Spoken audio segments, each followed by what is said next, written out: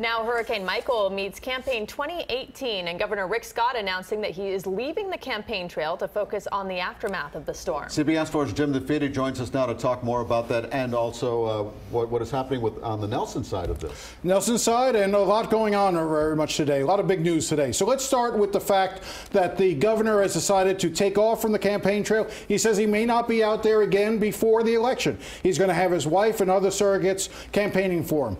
Let's state the obvious. This is the right thing to do. The state is in crisis. This is his job. This is what he needs to be doing, not what he needs to be focused on. Now, obviously, this also benefits him in some ways politically. I'm not saying that's his motivation, but, you know, being seen as governor, this is one of the advantages when you run for public office and you run for the United States Senate. Nothing looks better on the campaign trail than actually doing your job as governor. And having Rick Scott out there doing his job is one of the things that he can try to help him with voters across the rest of the state. You're seeing Andrew Gillum do the same thing in Tallahassee in the governor's race.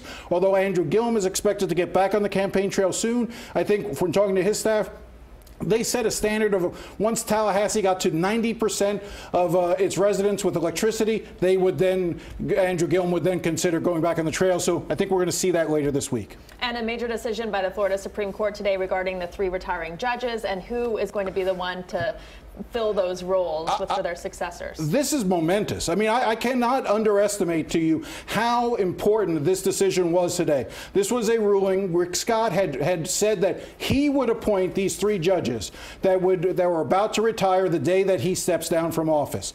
And the Supreme Court said, no, you will not be appointing our replacements. The next governor will. Let me explain to you why this is important. There are 7 members on the Supreme Court. It is a 4-3 liberal to conservative majority. So the liberals currently have control. When you've got, for the last 20 years, you've had a Republican governor, Republican legislature, state house, and state senate.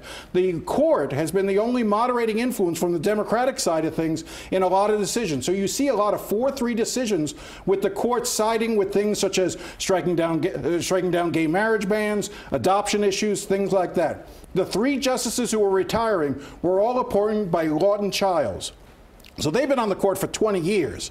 If the next governor, whoever the next governor is, appoints those 3 justices, that will guarantee the balance of the court either remains in the liberals' hands or goes to the conservative hands. I'm telling you, this is going to be a major campaign issue on the trail. Republicans and Democrats are going to use this as a rallying cry to get out their base. This is every bit as important as what you see going on in Washington when they talk about the U.S. Supreme Court. Yeah, it shows the significance of this election for both parties. Jim, thank you very much.